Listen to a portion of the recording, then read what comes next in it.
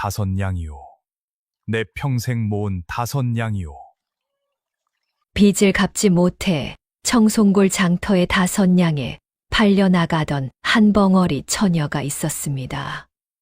한양 도승지 댁의 외동딸이었으나 어머니를 잃고 모든 것을 잃은 처녀였지요.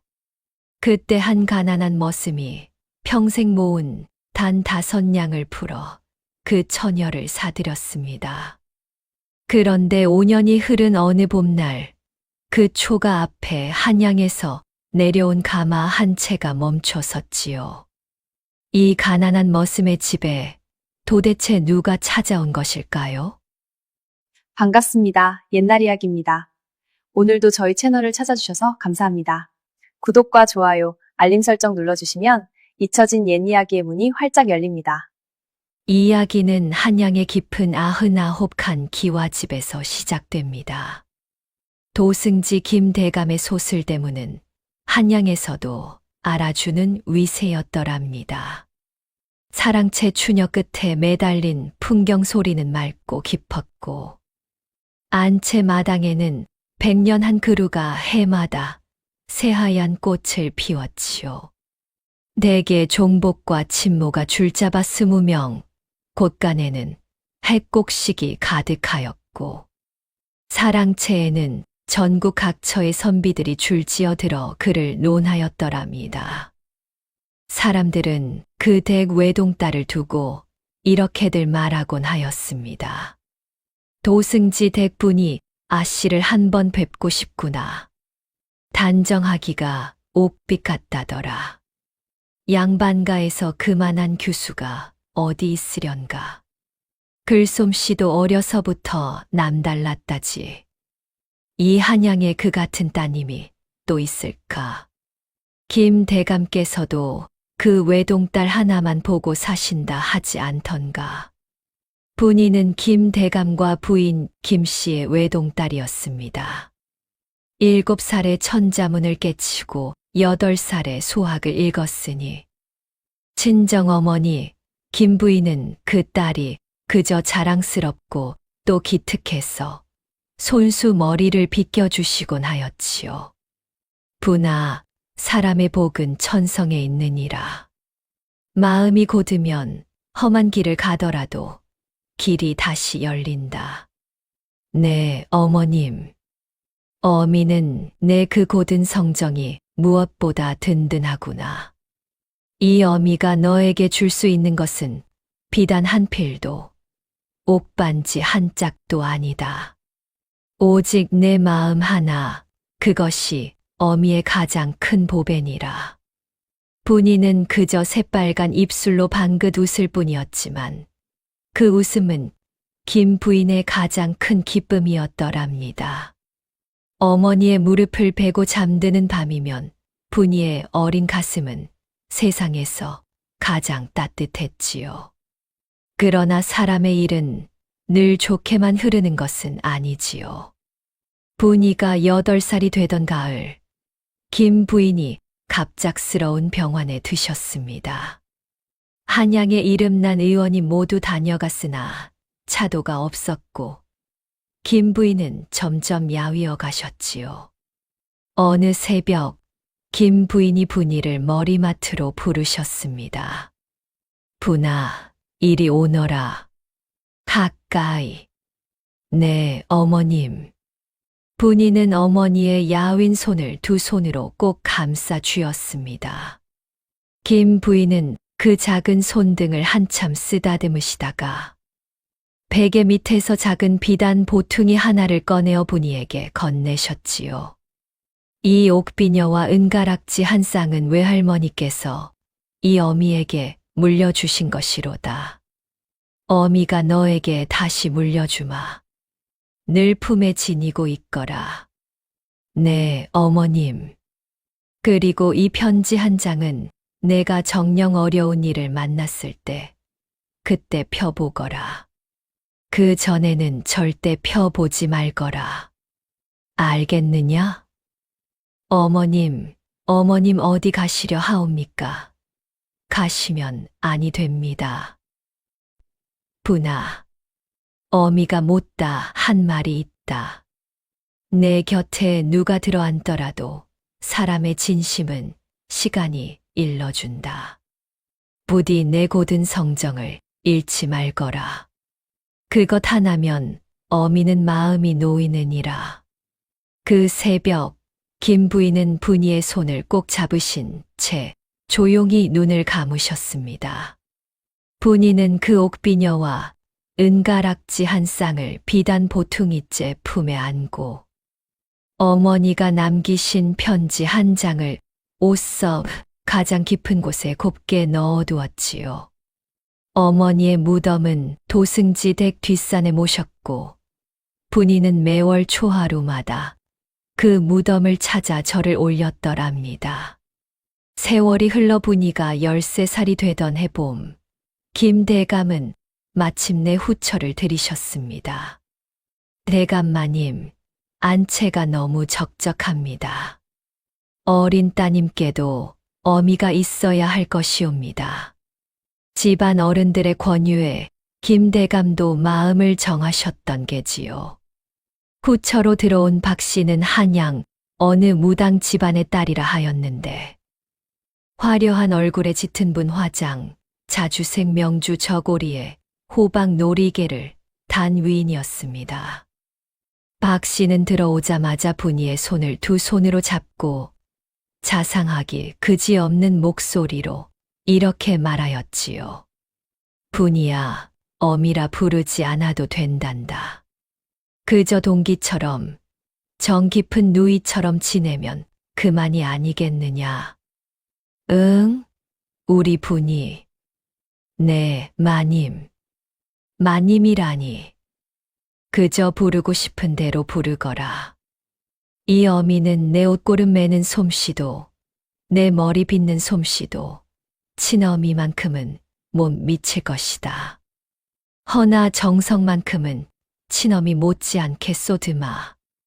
겉으로 보기에 박 씨는 그야말로 흠잡을 데 없는 후처였습니다.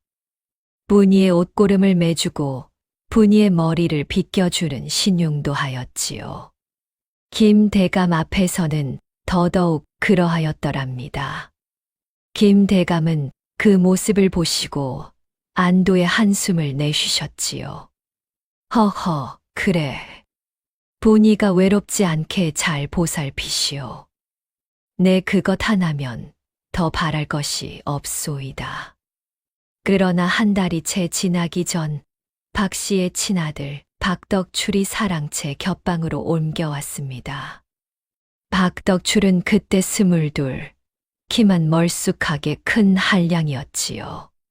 술을 좋아하고 노름을 좋아하고 무엇보다 입이 가벼웠습니다. 어머니, 이 댁이 우리 집 아닙니까? 하면 도승지 자리는 누가 있는단 말입니까? 저 어린 계집애가?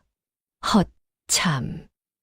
덕출아, 입 조심하거라. 김대감 귀에 들어가면 큰일이다. 아니, 어머니. 이 한양 천지의 도승지, 대가산이 어디 한두 푼입니까? 저것을 어찌하지 않으면. 쉿. 그 자리는 어미가 알아서 너에게 줄 것이니라. 시간이 걸릴 뿐이다. 너는 그저 입을 다물고 어미가 일러주는 대로만 하거라. 박 씨가 친아들의 등을 토닥이며 그렇게 속삭이는 것을 분이는 미닫이 너머에서 우연히 듣고 말았습니다. 분이의 어린 가슴이 쿵 내려앉았더랍니다. 그러나 분이는 어머니의 마지막 당부를 떠올렸지요. 사람의 진심은 시간이 일러준다. 분이는 그저 입을 다물고 그 자리에서 조용히 물러섰습니다. 그날 밤 분이는 옷섭 깊이 숨겨둔 어머니의 편지를 한참 만지작거리다가 끝내 펴보지 못하고 다시 옷섭 깊이 넣어두었지요. 어머니께서 정녕 어려운 일이라 하시지 않았던가. 이만한 일로 그 편지를 펴본다면 어머니께 죄를 짓는 것 같았던 게지요. 그로부터 5해, 박 씨는 김 대감 앞에서는 더없이 자상한 후처를, 안채에서는 더없이 매서운 계모를 번갈아 연기하였더랍니다. 분이의 친어머니가 남긴 전담 문서들을 한 장 한 장 따로 챙기고, 친어머니가 쓰시던 폐물들을 자물쇠 채워둔 함 속에 가두어 두었지요. 분이는 그 모든 것을 알면서도 묵묵히 글을 읽고 길쌈을 익히며 그 세월을 견디었습니다. 그러던 해 초봄, 분이가 18이 되던 해, 김 대감이 평안도 어사로 한 달 길을 떠나시게 되었습니다. 분아, 한 달 후에 보자. 어미를 따르면서 잘 있거라. 네, 아버님. 부디 강령히 다녀오시옵소서. 김 대감의 가마가 소슬대문을 빠져나가던 그날, 박 씨는 안채 깊은 방에서 호박 놀이개를 만지작거리며 살이 도톰한 입꼬리를 슬며시 비웃듯 끌어올렸습니다. 한 달이라 한 달이면 족하지. 덕추라, 이리 들어오너라. 부르셨습니까, 어머니?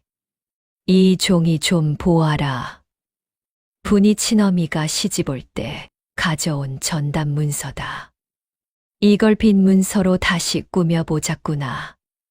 분이가 진 빚이라 하면 누가 의심하겠느냐. 어머니, 그러면 빚 50냥의 분이를 잡아 넣으면 그 전답은 모두 우리 차지다.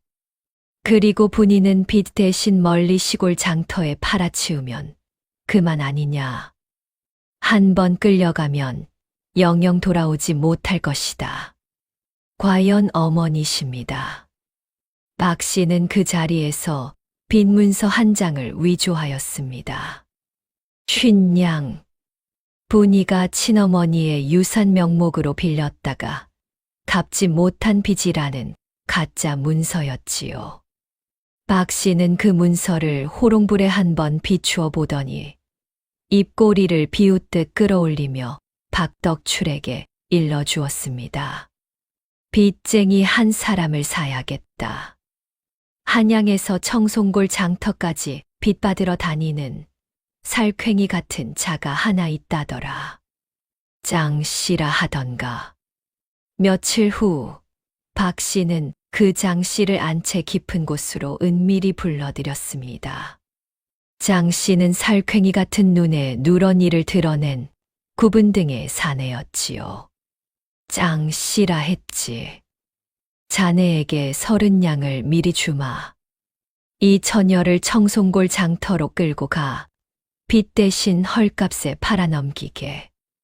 단, 이 대가는 아무 상관없는 듯이 처분해야 한다. 알겠느냐? 30냥이라 해해 분부대로 하겠습니다요, 마님. 청송골 장날이 마침 사흘 후이옵니다. 장 씨는 누런 이를 드러내며 박 씨의 뇌물 30냥을 허리춤 가죽 전대 깊숙이 챙겨 넣었지요. 다음 날 새벽 박 씨는 분이를 안채로 불렀습니다. 그리고 손에 위조한 빈 문서를 흔들어 보이며 매서운 목소리로 이렇게 말하였더랍니다. 분이야, 이게 무엇인지 아느냐? 내 친어미가 남긴 빚이다. 50냥. 갚을 수 있겠느냐? 갚을 길이 없으니 내가 빚 대신 가야겠다. 자, 어서 이 사람을 따라가거라. 분이는 그 빈 문서를 한 번 본 순간 그것이 거짓임을 즉시 알았습니다. 친어머니께서 시집 오실 때 가져오신 전담 문서. 그 글씨 한 획 한 획을 분이는 외울 만큼 알고 있었지요. 분이는 입을 열어 항변하려 하였습니다. 그런데 목소리가 나오지 않았습니다. 무어라? 말을 해보아라. 어디? 분이는 가슴을 쥐고 비틀거렸습니다. 어머니가 남기신 옥비녀를 품에서 단단히 움켜쥐고 옷속 깊이 숨겨둔 어머니의 편지를 그 자리에서 한 번 만져보았지요. 그러나 입에서는 한마디 소리도 새어나오지 않았습니다. 어머니의 글씨를 빈 문서로 위조하다니, 친어머니의 유산을 빚 핑계로 모조리 빼앗다니, 그 충격이 너무 깊었던 게지요. 분이의 목 안쪽에서 무언가가 뚝 끊어지는 듯한 느낌이 들었더랍니다. 그날 새벽 분이는 그렇게 말을 잃고 말았습니다. 어이쿠, 이런 벙어리가 다 되었구먼요, 마님. 이 처녀 아주 깔끔합니다요. 입을 모지언이 누구에게 일러 바칠 일도 없을 테고요.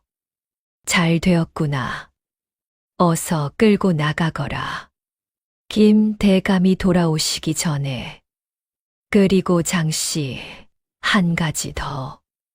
만에 하나라도 이댁 이름이 새어 나가면 자네 목숨도 그날로 끝이라는 것을 잊지 말게. 여부가 있겠습니까요, 마님? 헤헤헤. 장씨는 굵은 새끼줄로 분이의 두 손목을 단단히 묶었습니다. 분이는 그저 묵묵히 소슬대문을 빠져나가기 직전 어머니의 무덤이 있는 뒷산을 한번 고개 돌려 바라보았지요. 그 눈에 눈물 한 방울이 또르르 굴렀더랍니다. 그러나 박씨는 분이의 등을 한번 떠밀더니 호박 놀이개를 만지작거리며 안채 깊숙이 들어가 버렸습니다. 그 입꼬리에는 흐뭇한 미소가 어려 있었지요. 가자, 벙어리야. 한 달 길을 가야 하느니라. 청송골까지. 분이는 한마디 항변도 하지 못한 채 새끼줄에 묶여 한양 도성을 빠져나갔습니다. 소슬대문이 등 뒤에서 닫히는 그 순간 분이는 자신의 인생이 한 번 끝났음을 느꼈지요. 그러나 분이의 인생은 그날 그 자리에서 끝난 것이 아니었습니다. 분이가 끌려간 그곳, 한양에서 200리 길의 청송골 장터에는 또 한 사람의 인생이 그날 그 시각에 서서히 다가오고 있었더랍니다. 32해를 머슴으로 살아온 한 남자의 인생이 말이지요. 청송골이라는 곳은 한양에서 200리 산자락 넓은 고을이었습니다. 그 고을 한복판에 닷새마다 한 번씩 장이 섰지요.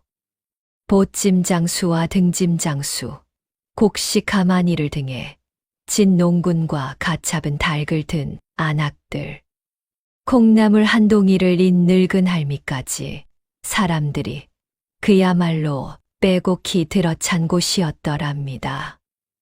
봄날 정오 청송골 장터에는 진달래 향기와 함께 사람의 비린 땀 냄새가 한데 뒤섞여 떠다녔지요. 그 장터 한 귀퉁이 늙은 회나무 아래에 분이가 묶여 있었습니다. 굵은 새끼줄에 두 손목을 묶이고 그 끝이 회나무 등걸에 또 한 번 매여 있었지요. 분이의 회색 무명 저고리에는 한 달 길을 걸어오느라 묻은 흙먼지가 켜켜이 앉아 있었고 빛바랜 남색 치마는 끝자락이 너덜너덜 달아 있었더랍니다. 집시는 한 짝이 거의 떨어지기 직전이었지요. 그러나 그 더러운 옷차림 속에서도 분이의 흰 이마와 단정한 콧날만큼은 어찌할 수 없는 양반과 처녀의 곱디고 온 자태였습니다. 장씨는 살쾡이 같은 눈을 번뜩이며 분이의 곁에 서서 큰 소리로 외쳤지요. 자, 처녀 한 명 팔겠소이다. 이 빚 50냥에 팔려나가는 처녀라오. 그러나 인심 좋게 깎아드리리다. 단돈 5냥. 어디 양반댁 친모로도 좋고 부엌일 시킬 식모로도 좋고 첩으로 들이셔도 좋소이다. 다섯냥 이런 횡재가 어디 있소이까. 장씨는 누런 일을 드러내며 그렇게 외쳤더랍니다. 그러나 사람들은 모두 고개를 돌릴 뿐 누구 하나분이에게 가까이 다가오려 하지 않았지요. 빚이 50냥이라는데 그게 정말이오? 양반 댁에서 도망 나온 종일지도 모르오. 잘못 거두었다가 관아에 고발이라도 당하면 어쩌려고. 보아하니 처녀가 양반가 출신 같은데 어디 사연이 깊은 듯하구려. 잘못 건드렸다가 큰일 날 것 같소. 하필이면 벙어리라지 않소. 아무리 곱다 한들 이 못 여는 처녀를 누가 거두려 하겠는가. 장터에 모인 사람들은 분위를 위아래로 훑어보다가 한마디씩 수군거리고는 그저 자기 갈 길을 갈 뿐이었습니다. 살집 좋은 양반 한 사람이 다가와 분이의 턱을 위로 들어올려 보더니 픽 웃고 돌아섰지요. 곱기는 한데 입을 못 연다니 영 재미가 없겠구먼. 다섯 냥이라도 아깝다. 분이의 얼굴이 일그러졌습니다. 그러나 분이는 입을 열 수 없었지요. 그저 눈에 차오른 눈물을 막을 길이 없어 옷섭에 숨겨둔 어머니의 편지를 한 번 더듬어 만졌더랍니다. 어머니, 정녕 이런 일을 두고 하신 말씀이옵니까? 어머니의 그 편지 한 장을 펴보고 싶다는 마음이 저미듯 차올랐지만 손이 묶여 있어 그 편지를 꺼낼 수도 없었지요. 해가 중천을 넘어 서쪽으로 한참 기울어 갔습니다. 사람들이 하나둘 장터를 떠나기 시작하였고 회나무 아래의 분이는 그저 묶인 채 그 자리에 앉아 있을 뿐이었지요. 장씨는 누런 일을 드러내며 짜증을 내기 시작하였더랍니다. 제기랄, 인연이 입이라도 좀 열렸으면 벌써 팔렸을 것을. 다섯냥에 안 팔리면 헐값에라도 처분해야지. 안 그러면 박씨 마님 앞에 무슨 낯으로 가. 바로 그때였습니다. 장터 어귀에서 한 사내가 천천히 걸어오고 있었지요. 마르고 거칠지만 단단한 체구. 햇볕에 그을린 갈색 피부에 손은 굳은 살이 잔뜩 박여 있었습니다. 누런 삼배 저고리에 회색 무명 바지, 집신 차림이었고 허리에는 작은 무명 주머니 하나가 매달려 있었지요. 그 주머니 속에는 무엇인가가 묵직하게 들어있는 듯하였습니다. 그 사내가 바로 윤덕수 32의 노총각이었더랍니다. 윤덕수가 그날 청송골 장터로 나오게 된 사연은 이러합니다. 윤덕수는 어려서 부모를 잃고 청송골 박진사댁 머슴살이에 들어간 게 2살 때였더랍니다. 그로부터 30해를 그 댁 머슴으로 살아왔지요. 새벽에 일어나 마당을 쓸고 한낮에 논에 나가 일하고 저녁에 소를 외양간에 들이고 밤에는 사랑채 마당에 자리 깔고 자는 그런 세월이었습니다. 박진사댁 세경이라 해야 한 해에 보리 한 가마, 운수 좋아야 2억 푼 받는 게 고작이었지요. 그렇게 평생을 모은 돈이 5냥. 박진사댁 마지막 머슴살이를 마치고 그날 아침 세경을 받아 든 길이었습니다. 덕수야, 자네도 이제 32살이라. 머슴살이는 이쯤에서 그만두는 게 좋겠다. 밖에 평생 모은 자네의 세경 5냥일세. 진사 어른, 이 은혜 평생 잊지 않겠습니다요. 산자락에 자네가 살만한 작은 초가 한 채를 빌려두었네. 가서 살림 차리시게. 자네도 인제 짝을 만나야지. 네. 어른. 박진사는 윤덕수의 어깨를 한 번 두드려 주었습니다. 윤덕수는 그 5냥을 작은 무명 주머니에 곱게 넣어 허리춤에 매달고 박진사 댁소슬 대문을 나선 길이었지요. 그 5냥으로 솥 한 짝을 사고 이불 한 채를 사고 쌀 한 섬을 사면 한 살림이 되리라 생각하며 윤덕수는 그날 청송골 장터로 향한 것이었더랍니다. 장터에 들어선 윤덕수는 그 회나무 아래의 풍경을 보고 발길을 멈추었습니다. 한 처녀가 굵은 새끼줄에 묶여 있고 그 곁에 살쾡이 같은 사내가 서서 외치고 있는 모습. 사람들은 모두 외면하고 처녀는 고개를 푹 숙이고 있었지요. 그런데 그 처녀가 잠시 고개를 들어 올린 그 순간 윤덕수는 처녀의 그 깊은 눈동자를 보고 말았습니다. 가난한 머슴 윤덕수가 평생 본 적 없는 단정하고 고든 눈이었더랍니다. 그 눈에는 두려움도 절망도 있었으나 그 모든 것을 누르고 있는 어떤 단단한 빛이 깃들어 있었지요.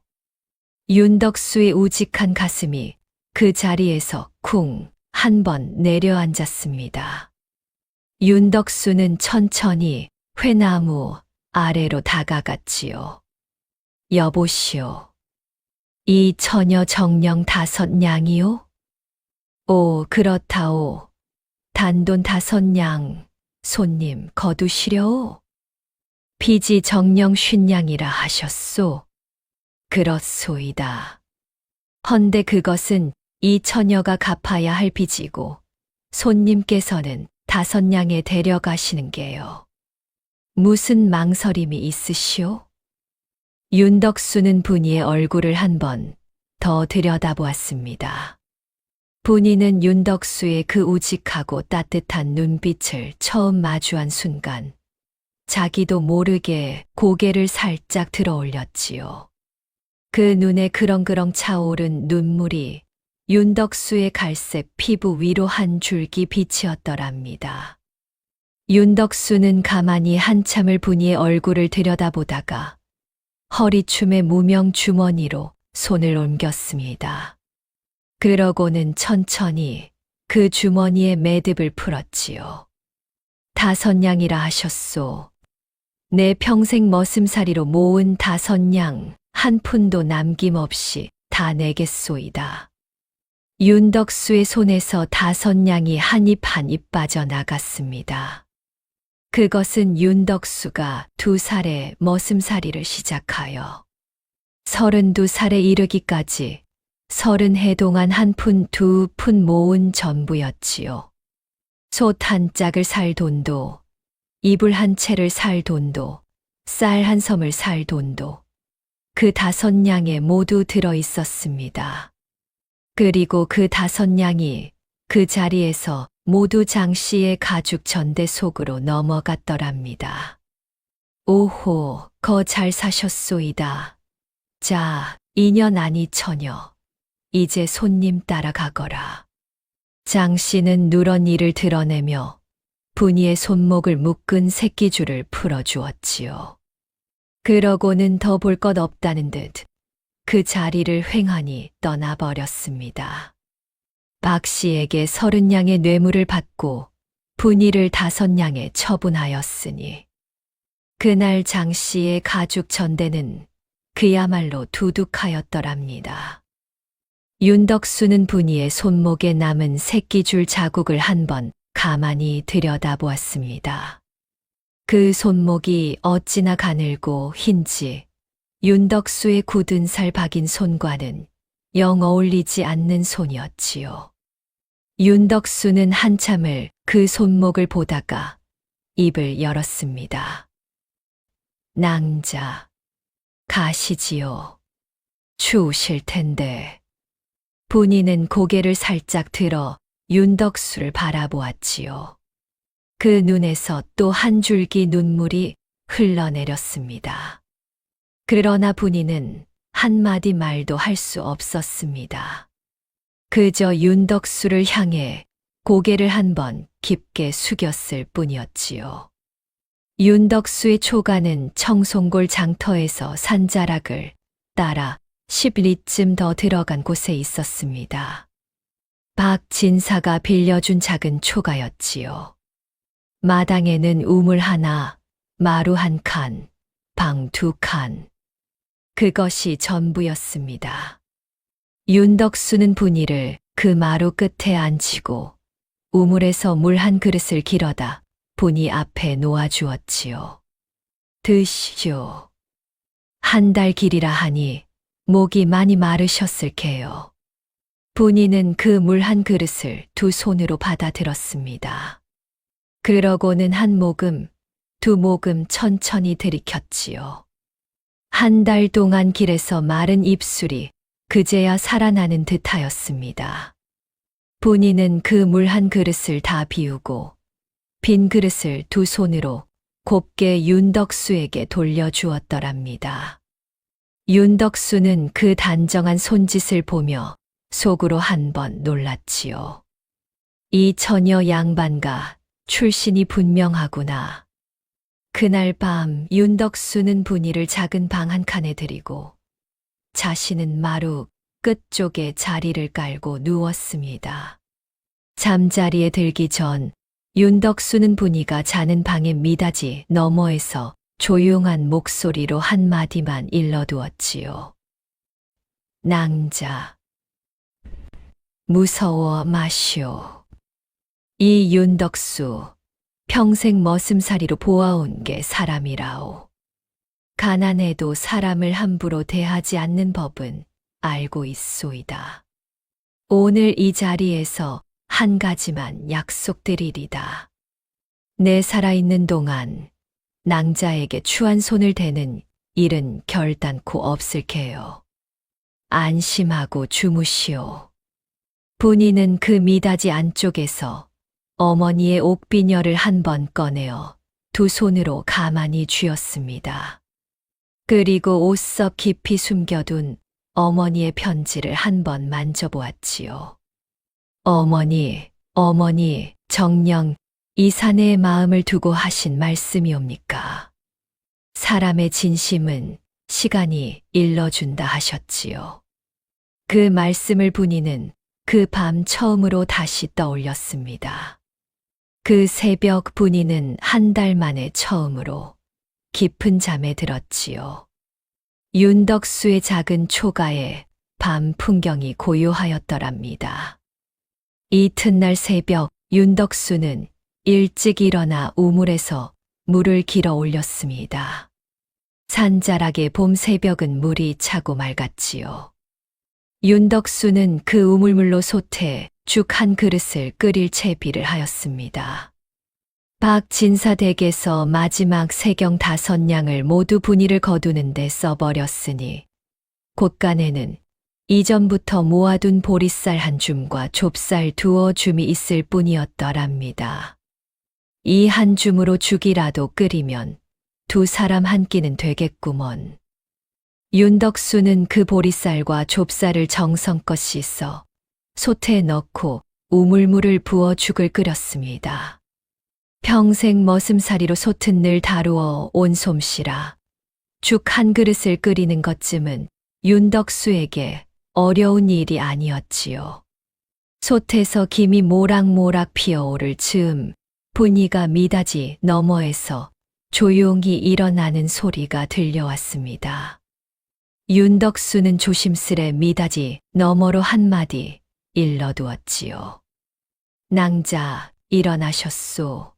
죽 한 그릇 끓여 놓았으니 마루로 나오시오. 분이가 조용히 나왔을 때 마루에는 죽 한 그릇이 놓여 있었습니다. 단 한 그릇이었지요. 분이는 그 한 그릇을 보고 두 손을 가만히 모으며 윤덕수를 바라보았더랍니다. 한 그릇만 있다는 것이 무엇을 뜻하는지 분이는 단번에 알아차렸지요. 분이는 그 한 그릇을 두 손으로 받지 못하고 그 자리에 가만히 서 있었습니다. 그러자 윤덕수가 가만히 웃으며 이렇게 말하였지요. 이 사람은 머슴살이로 단련된 몸이라 한 끼 굶어도 끄떡없소. 낭자가 한 달 길을 걸어오셨으니 이거라도 드셔야 기운을 차리실게요. 자, 어서. 시식기 전에 분이는 고개를 가로저었습니다. 윤덕수의 얼굴에서 분이는 그 우직한 진심을 읽어내고 있었지요. 그러나 윤덕수도 물러서지 않았습니다. 그 굳은 살 박인 큰 손으로 분이의 손에 죽 그릇을 쥐어주었지요. 자, 어서 한 입이라도 드시오. 이 댁살림이 비록 가난하나 한 그릇도 못 나누어 먹을 만큼은 아니오. 식으면 더 맛이 없소이다. 분이는 그 그릇을 받아들고 한참을 그 자리에 앉아 있다가 결국 죽 그릇을 둘로 나누었습니다. 그러고는 빈 그릇 한 짝을 윤덕수 쪽으로 곱게 밀어 놓았지요. 윤덕수는 그 모습을 보고 한 번 빙그레 웃을 뿐이었습니다. 그날 두 사람이 나누어 먹은 죽 한 그릇이 분이가 청송골에서 처음으로 입에 댄 따뜻한 음식이었더랍니다. 그렇게 두 사람의 첫살림이 시작되었지요. 며칠 후 윤덕수가 산에 나무하러 간 사이의 일이었습니다. 분이는 마루에 앉아 손가락 끝으로 마루 바닥에 무언가를 그리고 있었지요. 그것을 본 사람은 마침 물을 얻으러 마당에 들어선 이웃 노파였습니다. 이런 처녀가 글을 쓰는 것이요. 어디 이 글자 좀 보세. 노파의 그 말에 분이는 깜짝 놀라 손을 거두었지요. 그러나 노파의 그 말은 어느새 마을에 한 입 두 입 퍼져나갔더랍니다. 그날 밤 산에서 돌아온 윤덕수에게도 그 말이 전해졌지요. 덕수, 자네 색시가 글을 쓴다지. 우리네 마을에 글 아는 처녀라곤 본 적이 없는데 그 양반 댁따님 같은 새색시는 도대체 어디서 데려온 것이요? 그저 거두었을 뿐입니다. 어른. 양반 댁이라면 조심해야 하느니라. 잘못 데리고 있다가 사단이 나면 어쩌려고. 윤덕수는 그 말에 한참을 묵묵부답이었지요. 그날 밤 윤덕수는 분이가 잠든 방의 미닫이 앞에 가만히 앉아 분이가 잠든 그 단정한 모습을 한참 바라보았더랍니다. 그러고는 다음 날 아침 마루에 작은 흙판 하나를 놓고 분이 앞에 가만히 일러두었지요. 낭자. 이 윤덕수는 머슴살이로 평생을 보낸 위인이라 그를 모릅니다. 허나 낭자가 글을 쓰신다 하니 그 글로 무슨 말씀이라도 일러주시오. 이 사람이 알아듣지는 못해도 가슴은 들을 수 있을게요. 분이는 그 흙판 앞에 한참 앉아 있다가 손가락 끝으로 단정하게 글자 몇 개를 새기었지요. 덕수 오라버니, 이 은혜 평생 갚겠나이다. 윤덕수는 그 글자를 알아보지 못하였습니다.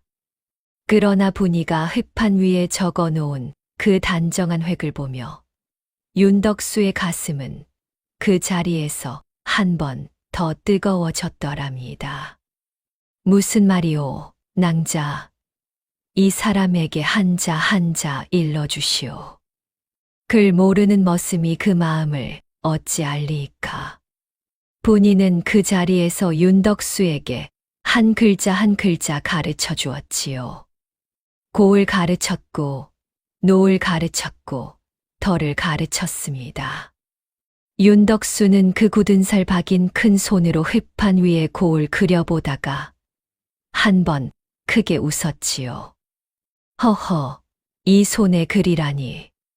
평생 호미와 지게만 쥐던 손이 왜다. 아, 그래도 낭자가 가르치시니 이 윤덕수도 한번 익혀보겠소이다. 글이라는 게 그렇게 어려운 것이오? 본인은 윤덕수의 그 어색한 글씨를 보며 한 번 입꼬리를 살짝 들어 올렸지요. 그것이 분이가 청송골에 와서 처음으로 지은 미소였더랍니다. 작고 옅은 미소였으나 윤덕수에게는 그 미소 한 번이 한 해 풍년만큼 든든하였지요. 며칠이 지났습니다. 청송골 우물가는 마을 안악들이 모이는 곳이었지요. 분이가 우물에 물을 길러 갔을 때 마침 안악 서너 명이 거기에 모여 빨래를 하고 있었습니다. 분이를 본 안악들은 곧 자기들끼리 수군대기 시작하였지요. 저 처녀가 윤덕수 노총각이 사들였다는 그 벙어리 처녀라네. 양반 댁에서 빚 대신 끌려 나왔다고들 하던데 그게 정말이려나? 빚 쉰양 진 처녀가 어찌 청송골까지 흘러들어왔단 말인가? 무슨 사연이 있긴 있는 모양이여. 보아하니 옷까지는 다 헐었어도 손이 곱고 자세가 단정한 게 평민 출신은 아닌 듯 싶구먼. 덕수 그 사람도 큰일이지. 이 못 여는 처녀를 거두었으니 자식인들 제대로 보겠는가. 안악한 사람이 분이에게 가까이 다가오더니 짓궂은 목소리로 분이의 얼굴에 대고 손을 흔들어 보였습니다. 아이고, 처녀. 정말 입을 못 여는 거요? 한마디만 해보아라. 응. 내 옥수수 한 자루 줄 테니 어디 한마디만 해보라니까. 분이는 그 자리에서 두 손으로 물동이를 단단히 받쳐 들고 단정하게 고개를 한 번 숙여 보였습니다. 그러고는 묵묵히 우물물을 기러동이에 부었지요. 한마디 항변도 한 번의 시선 마주침도 없었습니다. 그러나 그 단정한 자세 앞에서 짓궂은 안악은 자기도 모르게 한 발 물러서고 말았지요. 에이, 이 처녀 봐라. 양반과 처녀가 분명한가 보네. 마치 내가 무안하구먼. 분이는 동이에 물을 가득 채우고 단정히 머리에 이고 그 자리를 떠났습니다. 우물가의 안악들은 분이의 그 고든 뒷모습을 한참 바라보다가 자기들끼리 한마디씩 더 수군거렸지요. 저 처녀, 대단한 처녀구먼. 덕수가 아주 보배를 거두었네 그려. 그날 밤 산에서 돌아온 윤덕수에게 분이는 흙판 위에 그날 우물가의 일을 한 번 적어 보였습니다. 윤덕수는 그 글을 분이에게 한 글자 한 글자 풀이받으며 분이의 그 단정한 자세를 머릿속으로 그려보았지요. 낭자 그 자리에서 한마디도 안 하셨다 하니 이 윤덕수 머슴살이를 평생 했어도 그렇게는 못하였을 게요. 사람이 화를 다스리는 법을 낭자에게 배워야겠소이다. 분이는 그 말에 또 한 번 옅은 미소를 지어 보였지요. 윤덕수는 그 미소를 보며 마음속으로 한 번 더 다짐하였더랍니다. 이 처녀의 미소를 이 사람이 평생 지켜드려야겠다. 분이는 그 작은 초가에서 차차 살림을 살펴 가기 시작하였지요. 길쌈은 어머니, 김부인께서 어려서부터 가르쳐 주신 솜씨라 분이의 손끝에서 무명 한 필이 매끄럽게 짜여 나왔습니다. 바느질도 마찬가지였더랍니다. 분이는 윤덕수에 떨어진 저고리 솔기를 한 땀 한 땀 다시 꿰매 주었고 헐어진 집신 한 짝 대신 작은 천신 한 짝을 손수 만들어 주기도 하였지요. 윤덕수는 그 모든 것을 받아들 때마다 그저 굳은 살 박인 손으로 머리만 한 번씩 긁적이었습니다. 이 사람은 평생 머슴살이만 했지. 누가 이 사람 옷을 꿰매준 적이 없었소이다. 낭자, 이 은혜 평생 갚으리다. 본인은 그 말에 그저 고개를 한번 가로저으며 흙판 위에 단정한 글씨를 적어 보였지요. 은혜 받은 사람은 저 올시다. 다선 냥의 그 은혜 어찌 갚으리이까. 윤덕수는 그 글을 받아들고 한참을 묵묵히 바라보았더랍니다. 그러고는 흙판 위에 자기 손으로 어색하게 한 글자 적어 보였지요. 본이가 며칠 전 가르쳐 준 글자무이였습니다. 낭자. 이 사람이 그를 잘 모르오마는 한 가지는 알겠소이다. 이 댁에서 사는 동안 낭자는 누이외다. 누이의 은혜를 빚이라 부르지 않는 법이지요. 분이의 눈에 또 한 줄기 눈물이 비치었지요. 그러나 그 눈물에는 슬픔만 있는 것이 아니었습니다. 어머니께서 일러주신 그 말씀이 그날 밤 분이의 가슴에 다시 한번 새겨졌더랍니다. 사람의 진심은 시간이 일러준다. 봄이 깊어가던 어느 날 윤덕수는 산에 나무를 하러 갔다가 산자락 들꽃밭에 다다랐습니다. 거기에는 진달래며 산국화며 이름 모를 들꽃들이 한 무더기 피어 있었지요. 윤덕수는 그 꽃들을 한참 들여다보다가 굳은 살 박인 큰 손으로 그 꽃들을 한 줌 꺾었습니다. 평생 꽃 한 송이 손에 쥐어본 적 없는 머슴이 그날 처음으로 들꽃 한 다발을 가슴에 안고 산을 내려왔더랍니다. 낭자, 이거 그저 들꽃이요. 부엌 한 귀퉁이에라도 좀 꽂으시오. 본인은 그 들꽃 다발을 두 손으로 받아들고 한참 동안 그 꽃들을 바라보았지요. 청송골에 온 후 처음으로 받은 선물이었습니다. 본인은 그 들꽃을 부엌 한 귀퉁이가 아닌 자신의 머리맡에 두기로 마음먹었지요. 그날 밤 본인은 그 들꽃 향기를 머리맡에 두고 잠이 들었더랍니다. 청송골 산자락의 봄이 그렇게 깊어가고 있었습니다. 청송골의 첫 장날이 다시 돌아왔습니다. 본이가 윤덕수의 초가에 들어온 지 한 달, 분이를 거두었던 그 회나무 아래의 장날과는 또 다른 봄날이었지요. 윤덕수는 그날 새벽부터 부쩍 마음이 들떠 있었더랍니다. 본이가 잠든 사이 윤덕수는 곳간 한 귀퉁이에 두었던 항아리를 꺼내어 안에 든 것을 가만히 세어보았지요. 동전 몇 푼이었습니다.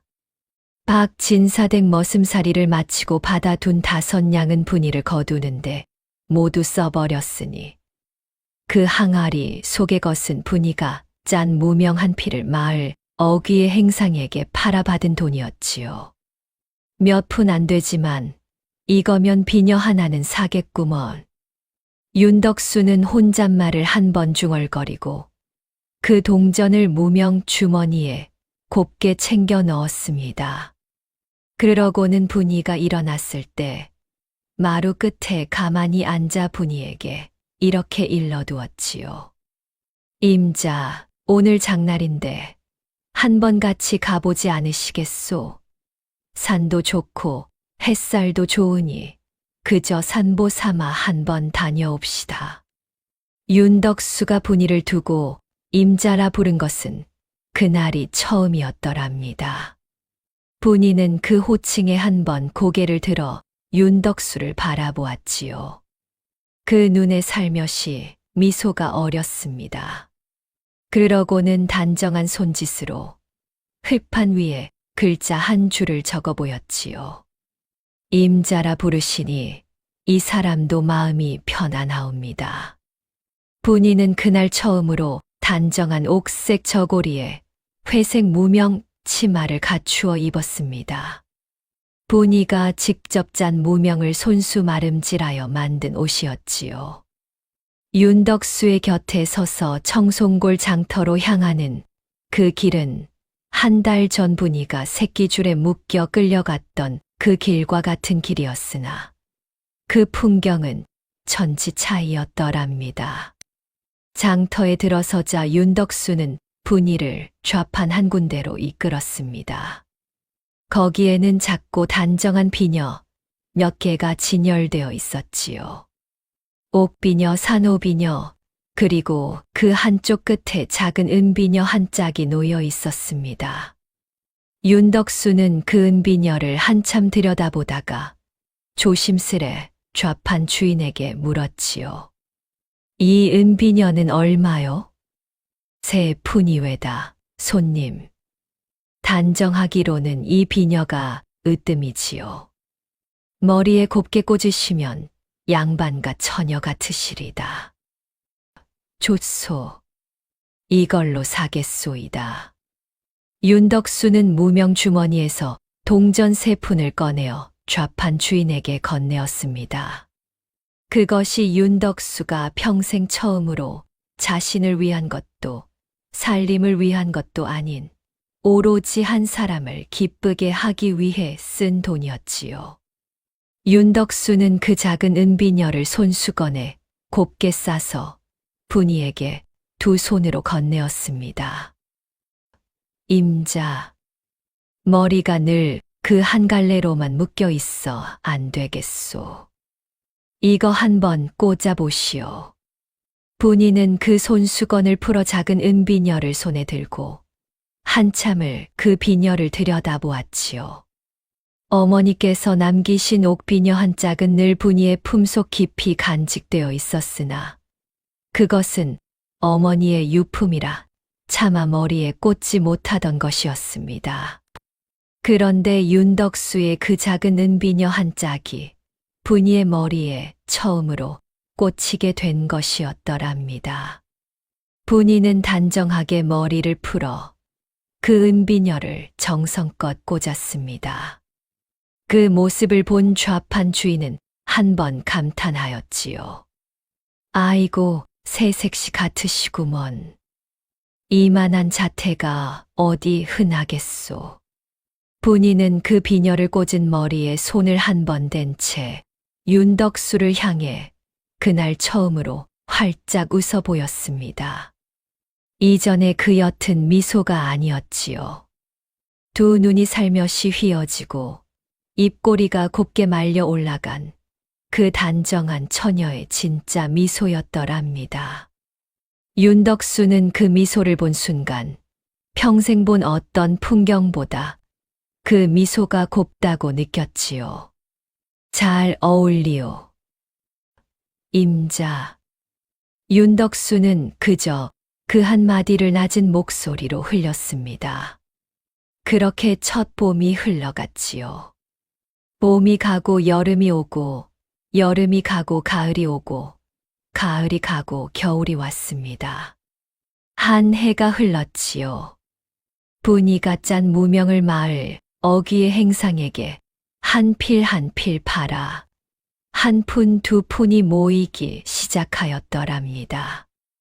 그 한 푼 2 푼으로 솥 한 짝을 새로 사고 이불 한 채를 새로 사고 곳간에 보리 한 가마를 들여놓을 수 있었지요. 2 해가 흐르자 분이의 평판이 청송골 마을 안에 차차 자리를 잡기 시작하였습니다. 우물가의 안악들도 이제는 분이를 보고 수군대지 않았지요. 오히려 어떤 안악은 분이에게 자기 딸의 옷고름 매는 법을 보여달라 청하기도 하였더랍니다. 덕수 대가씨, 우리 봉이가 시집갈 나이가 다 되었는데 옷매무새가 영 안 잡히는구먼. 한 번만 봐주시려는가? 분이는 그저 단정하게 고개를 끄덕이고 그 봉이라는 처녀의 옷고름을 한 번 매주었지요. 봉이 어미는 그 단정한 솜씨를 보고 한 번 감탄하며 분이의 손을 잡고 웃었습니다. 아이고, 우리 마을에 이런 솜씨가 들어왔으니 복이로구먼. 자네는 우리 청송골의 큰 보배라네. 새해가 흐르자 마을 아이들이 윤덕수의 초가로 모여들기 시작하였더랍니다. 분이가 마루에 작은 흙판을 놓고 글자 한자 한자를 가르쳤기 때문이었지요. 천자문 첫자 하늘 천부터 마지막 자에 이르기까지 분이는 그 어린아이들에게 단 한 자도 빠뜨림 없이 글을 가르쳐 주었습니다. 마을 아이들은 분이를 두고 말 못하는 글 선생님이라 부르며 따랐지요. 분이 누님, 오늘은 이 글자를 가르쳐 주세요. 분이 누님, 우리 어머니가 인절미 가져다 드리라고 하셨어요.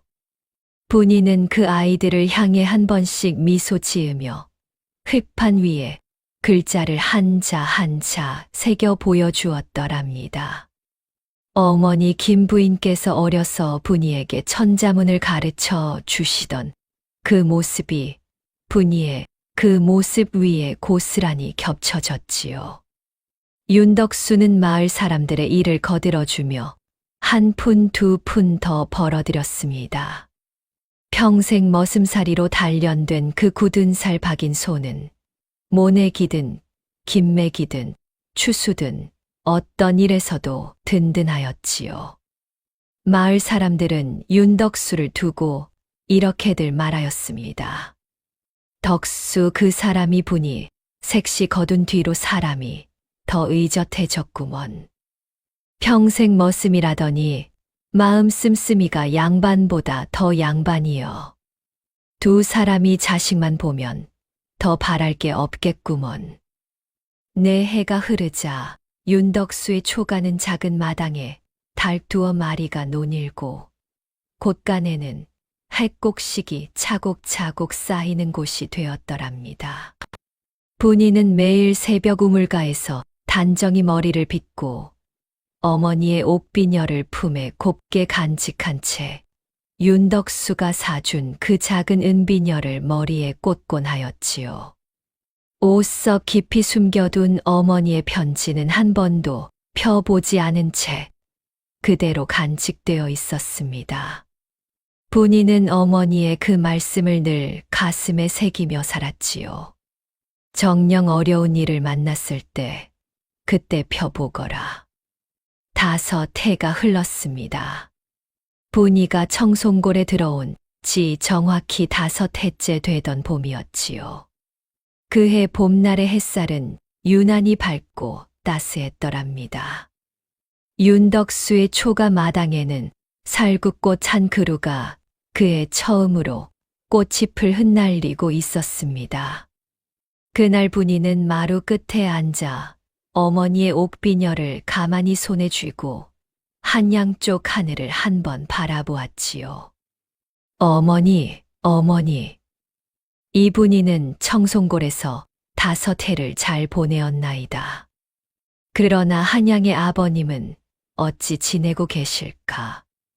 어머니의 무덤은 누가 돌보고 있을까? 분이의 가슴 한쪽에는 늘 그 한 가닥 그리움이 남아 있었더랍니다. 그날 정오 윤덕수가 마당에서 닭모이를 주고 있을 때였지요. 산자락 아래쪽에서 무언가 소리가 들려왔습니다. 말발굽 소리, 그리고 가마 한 채가 흔들리며 다가오는 소리. 윤덕수는 닭모이를 손에 든 채 마당 한가운데로 한 발 나서며 그 소리 나는 쪽을 가만히 바라보았더랍니다. 가마, 이런 산자락에 가마가 어인일인고 청송골 산자락의 그 외딴 초가에는 그동안 가마 한 채가 들어선 일이 단 한 번도 없었습니다. 그런데 그날 그 봄날 정오 산자락 아래쪽에서 한양식 가마 한 채가 천천히 다가오고 있었지요. 가마꾼 넷이 정중한 걸음으로 가마를 메고 있었고 그 뒤로 종복 두엇이 따르고 있었습니다. 가마에는 옥색 비단 휘장이 내려져 있어 그 안에 사람을 바깥에서는 알아볼 수 없었지요. 분이는 마루 끝에서 그 가마를 한번 바라보았더랍니다. 그 순간 분이의 가슴이 까닭없이 한번 쿵 내려앉았습니다. 어머니, 어머니, 이 가마는 어떤 가마이옵니까? 이 청송골 산자락에 어찌 한 양식 가마가 들어선단 말이옵니까? 가마는 천천히 윤덕수의 초가 앞에 와서 멈추었지요.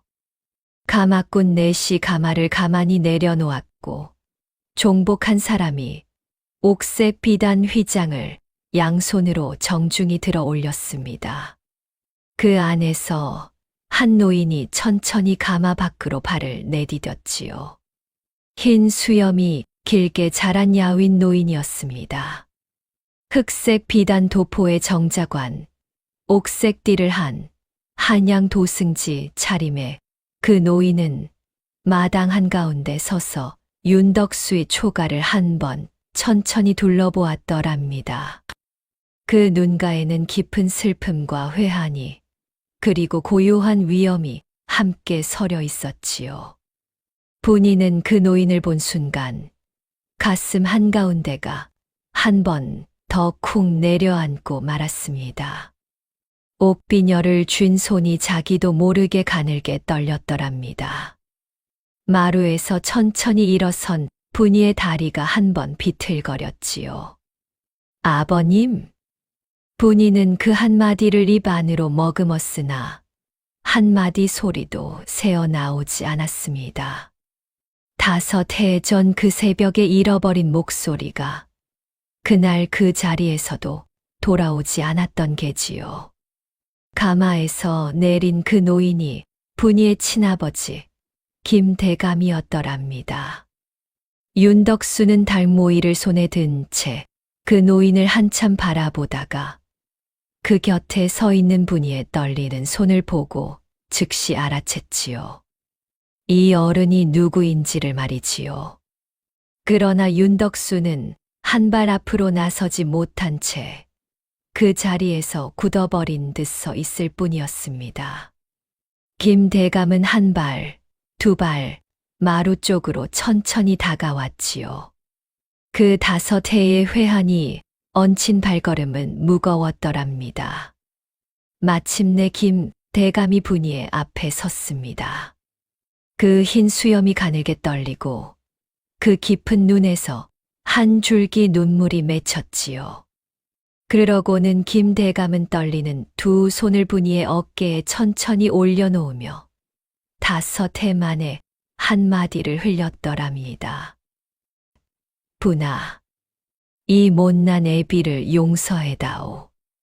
청송골 산자락의 봄 살구꽃이 그 마당 위로 한 잎 한 잎 천천히 흩날리고 있었지요. 분아, 이 못난 애비를 용서해다오. 5해 만에 처음 듣는 아버지의 그 한마디에 분이의 2 다리가 그 자리에서 휘청였습니다. 김대감은 떨리는 2 손으로 분이의 가는 어깨를 잡아주었지요. 분이는 그제야 그 흰 수염이 자기 아버지의 것임을 가까이서 한 번 더 확인하였더랍니다. 그러나 분이의 입에서는 한마디 소리도 새어나오지 않았지요. 그저 2 눈에서 굵은 눈물 2 줄기가 또르르 흘러내릴 뿐이었습니다. 분아, 그 새벽이 못난 애비가 평안도 어사 길을 떠나지만 않았더라면 너를 그 박씨의 손에 두고만 가지 않았더라면 이 5해 너를 그토록 외로이 두지는 않았을 게다. 어이구, 분아. 이 애비가 너를 어찌 찾아 헤매었는지. 김대감은 그 자리에서 한 번 무릎이 꺾였지요. 마당 한가운데 살구꽃 잎이 흩날리는 봄날의 그 자리에 한양도승지 김대감이 자기 친딸 앞에 무릎을 꿇고 말았던 것이었습니다. 흰 수염이 가늘게 떨리고 그 야윈 어깨가 한 번, 두 번 들썩였지요. 윤덕수는 달모이 그릇을 손에 든 채 그 자리에서 굳어버린 듯 서 있었더랍니다. 그저 자기 임자에 떨리는 손과 그 앞에 무릎 꿇은 양반 노인의 흰 수염을 번갈아 바라볼 뿐이었지요. 마침내 김대감이 천천히 일어서서 윤덕수 쪽으로 고개를 한 번 돌렸습니다. 이 사람이 그 윤덕수라는 자인가? 네. 어른. 윤덕수, 인사 올리겠습니다. 윤덕수는 그제야 정신을 차리고 달모이 그릇을 마루 끝에 내려놓고 굳은 살 박인 두 손을 모아 김대감 앞에 깊이 머리를 숙였지요. 그러자 김대감은 그 자리에서 또 한 번 두 무릎을 꺾으려 하였습니다. 윤덕수가 깜짝 놀라 김대감을 부축하였지요. 어른, 어찌 이러십니까? 일어서십시오. 이 사람아, 자네가 내 딸의 목숨을 구해 주었네. 이 못난 애비가 자네에게 평생 빚을 졌네. 어찌 무릎 한 번을 꿇지 않을 수 있겠는가? 어른, 그저 한 사람이 한 사람을 거두었을 따름이옵니다. 이렇게 무릎을 꿇으시면 이 윤덕수는 정녕 어디에 몸을 둘 곳이 없습니다요. 김대감은 그제야 윤덕수의 손을 잡고 천천히 일어섰습니다.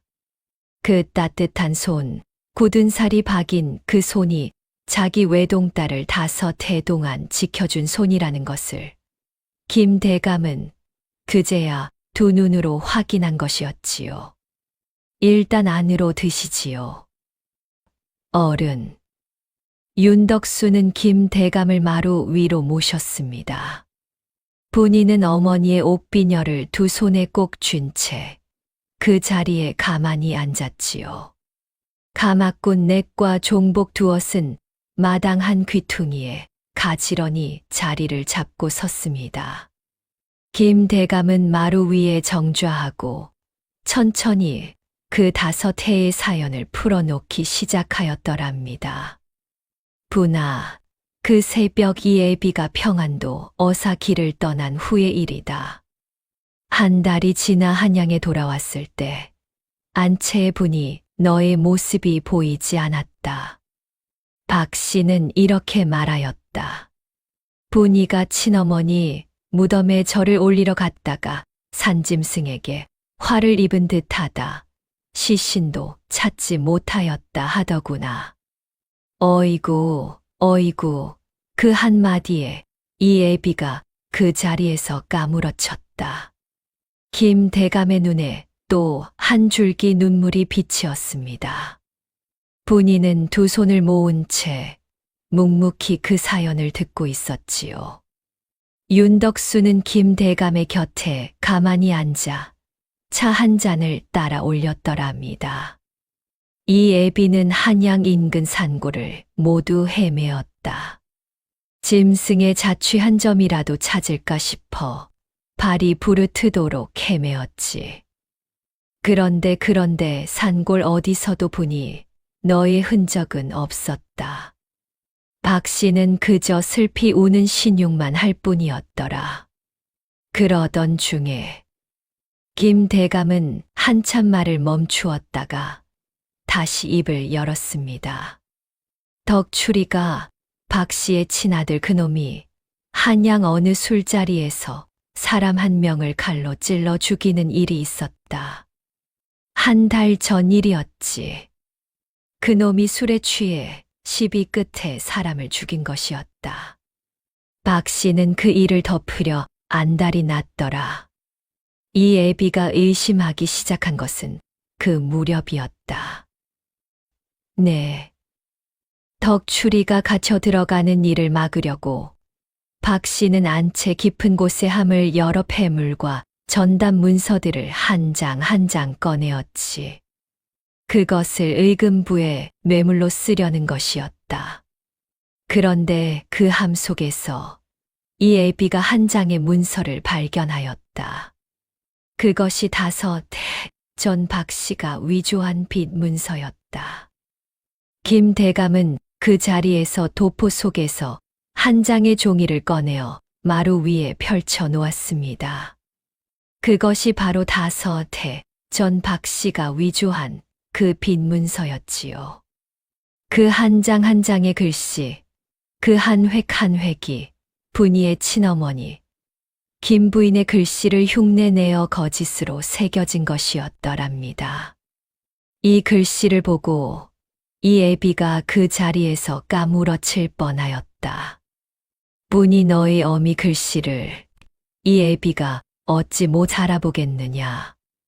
한 획만 보아도 그것이 거짓임을 즉시 알 수 있었다. 빚 50냥이라니.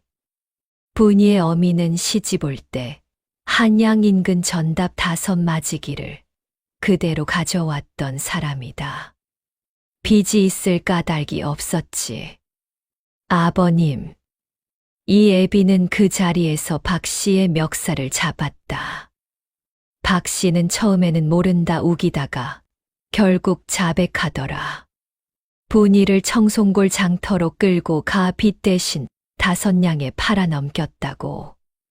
빚쟁이로 위장한 자는 장 씨라 하더라.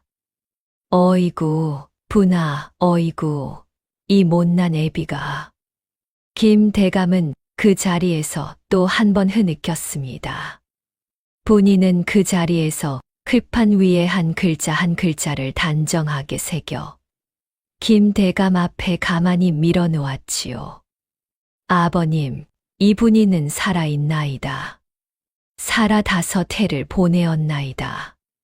부디 이 분이를 두고 자책하지 마시옵소서.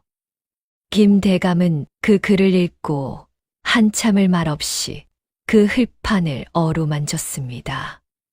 그러고는 분이의 손을 2 손으로 가만히 잡았더랍니다.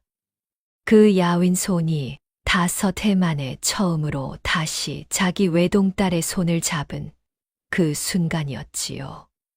분아, 이 애비가 청송고를 어찌 찾았는지 아느냐. 박 씨가 자백한 후 이 애비는 즉시 종복을 풀어 청송골 장터의 그날 그 자리 5해 전 봄 장날의 일을 수소문하였다. 그날 5냥의 한 처녀가 팔려나갔다는 일을 한 늙은 노파가 또렷이 기억하고 있더라. 그리고 그 처녀를 거둔 자가 박진사댁 머슴 윤덕수라는 자라는 것까지. 그것이 2달 전 일이었다. 그러셨군요. 이 애비는 그 길로 청송골로 떠나려 했다. 그런데 한양에 일이 또 있었지. 박 씨의 친아들 덕추리가 의금부에 갇히는 일을 마무리하느라 한 달이 더 걸렸고, 박 씨를 안채 깊은 방에 가두어 두느라 또 한 달이 걸렸다. 그러고서 마침내 오늘 이 애비가 청송골에 들어선 것이다. 윤덕수는 그 사연을 듣고 한참을 묵묵히 분이의 곁에 앉아 있었습니다. 그러고는 김 대감 앞에 2 손을 모으며 한마디를 올렸지요. 어른, 이 윤덕수가 임자 아니 분이 아씨를 거둔 것은 그저 5냥에 거둔 일이오나 5해를 함께 보내온 것은 거두어진 인연이 아니라 깊어진 정이올시다. 어른의 따님은 이 윤덕수의 누이외다. 누이가 친정에 돌아가는 길이라면 이 윤덕수 한 발 앞장서서 가마를 매겠나이다. 김 대감은 윤덕수의 그 한마디를 듣고 잠시 말을 잃은 채 윤덕수를 한참 바라보았더랍니다. 평생 머슴살이를 한 위인이라 하였는데 그 입에서 나오는 말이 어찌 그리 단정한고, 사람의 됨됨이라는 것은 글로 익히는 것도 아니고 양반의 신분으로 닦는 것도 아니로구나. 김 대감의 가슴 한쪽이 그 자리에서 또 한 번 뜨거워졌지요. 이 사람아, 그저 누이라 하는가? 자네는 그저 누이로만 거두었던가? 윤덕수는 그 물음에 한참을 말이 없었습니다. 그러고는 굳은 살 박인 두 손으로 자기 무릎을 한 번 짚으며 낮은 목소리로 한마디를 흘렸지요. 아니올시다. 이 윤덕수, 거짓을 앓을 수 없습니다. 이 임자 이분이 아씨를 마음 깊이 임자로 모셔온 것이올시다. 허나 양반가의 따님인 것을 알고는 한 번도 그 마음을 입 밖에 낸 적이 없습니다. 어른께 그저 한 가지만 청하옵니다. 이 윤덕수 분이 아씨가 친정에 돌아가시는 그날까지 그저 누이로 모시는 것을 끝까지 지키게 해 주십시오. 그것 하나면 이 윤덕수 더는 바랄 것이 없습니다. 분이는 그 한마디를 듣고 두 손에 쥔 옥비녀를 더욱 단단히 쥐었더랍니다. 두 눈에 또 한 줄기 눈물이 그렁그렁 차올랐지요. 김 대감은 그 자리에 두 사람을 한참 바라보다가 천천히 자리에서 일어섰습니다. 내일 아침 한양으로 함께 가자꾸나. 분아, 그리고 윤덕수 자네도 한양에 가서 이 애비가 5해 동안 못한 일들을 마저 하여야 한다. 박 씨와 그 친아들의 죄를 천하에 한번 똑똑히 밝혀두어야 하지 않겠느냐. 자, 모두 그 자리에 함께 서다오. 분이는 흙판 위에 단정한 글씨를 한 줄 적어 김 대감 앞에 밀어놓았습니다. 아버님, 따르겠나이다. 다만 이 분이의 한 가지 청이 있나이다. 윤덕수 오라버니의 옷매무새를 한양 가는 길에 어울리도록 한 벌 갖추어 드리고 싶나이다. 김 대감은 그 글을 읽고 분이의 머리를 한 번 가만히 쓰다듬어 주었지요. 그러고는 윤덕수의 어깨를 한 번 더 두드려 주었더랍니다. 그러자꾸나. 자네 옷매무새는 이 애비가 한양 가는 길 사이에 직접 한 벌 마련해 주마. 오늘은 늦었으니 이 마을 객사에서 한밤 묵고 가겠다. 내일 아침 일찍 다 함께 떠나자꾸나. 그 봄날의 해가 청송골 산자락 너머로 천천히 기울어 갔습니다.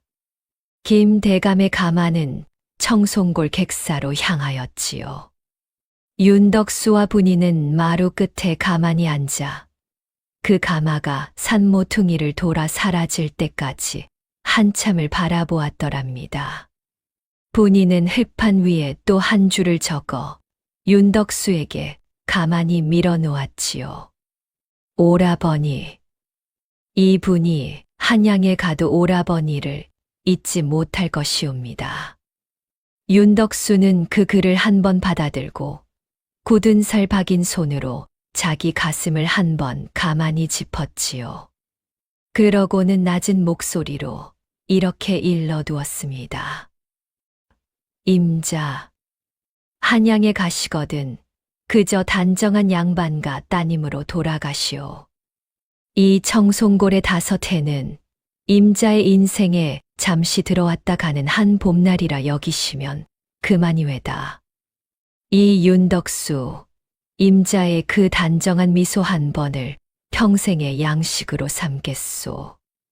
분이는 그 한마디에 흙판 위에 글자 한 자를 더 적었습니다. 그러나 그 글자는 끝내 다 적지 못한 채 분이의 두 눈에 차오른 눈물 한 방울이 흙판 위로 또르르 굴러 떨어졌더랍니다. 청송골 산자락의 봄날이 그 5해의 끝자락으로 천천히 저물어 가고 있었지요.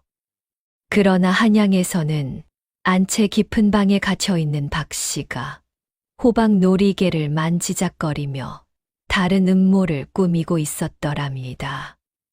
김 대감이 분이를 데리고 한양에 들어서는 그날, 박 씨는 마지막 한 수를 두려하고 있었지요. 이튿날 새벽 청송골 산자락에는 옅은 안개가 깔려 있었습니다. 윤덕수는 그날 새벽 일찍 일어나 마루 끝에 앉아 자기 무명 주머니를 한번 만져보았지요. 그 주머니 속에는 5해 전 비어버린 그날의 그 주머니가 그대로 들어 있었더랍니다. 윤덕수는 그 빈 주머니를 한번 가만히 들여다보고 빙그레 웃었지요. 이 주머니 한 짝이 임자를 이 사람에게 데려다 주었구나. 분이도 그날 새벽 일찍 일어나 어머니의 옥비녀와 은가락지 한 쌍을 비단 보퉁이째 다시 곱게 챙겼습니다. 그리고 옷석 깊이 5해 동안 한 번도 펴보지 않고 간직해 온 어머니의 편지 한 장을 두 손으로 가만히 꺼내어 한 번 더듬어 만져보았지요. 어머니, 어머니. 정녕 어려운 일을 만났을 때 펴보라 하셨지요. 5해 전 그 새벽 분이는 어머니의 그 편지를 끝내 펴보지 못한 채 청송골에 끌려왔더랍니다. 그러나 이제 그 편지를 펼 때가, 그 편지를 보일 자리가 정녕 다가오고 있음을 분이는 가슴 깊이 알아차리고 있었지요. 청송골 객사에서 가마 한 채와 가마꾼 넷, 종복 두엇이 도착하였습니다. 김 대감은 윤덕수에게 깔끔한 청색 도포 한 벌과 정자관 한 짝을 마련해 주었지요. 자, 자네도 이걸 갖추어 입게. 한양길에 양반과 사람 차림이 어울릴 것이네. 머슴 차림으로 어찌 한양 도성을 들어서겠는가. 어른, 이 윤덕수가 평생 도포를 입어본 적이 없습니다요. 그러니 처음으로 한번 입어보시게. 이런 옷도 그저 옷일 뿐이라네. 윤덕수는 굳은 살 박인 두 손으로 그 청색 도포를 한번 받아들었습니다. 한 번도 입어본 적 없는 그 비단 도포의 감촉이 윤덕수의 거친 손에 낯설었지요. 분이는 그 모습을 보고 한 번 미소를 지으며 윤덕수의 도포 옷고름을 단정하게 매주었더랍니다. 청송골 외딴 초가 한 채에서 마지막 봄날의 햇살이 두 사람의 머리 위로 한 잎 한 잎 흩날렸지요. 가마는 셋이었습니다.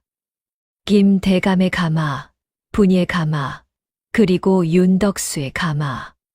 청송골 산자락을 떠나오는 길 마을 사람들이 모두 마당 어귀에 나와 두 사람을 배웅하였더랍니다.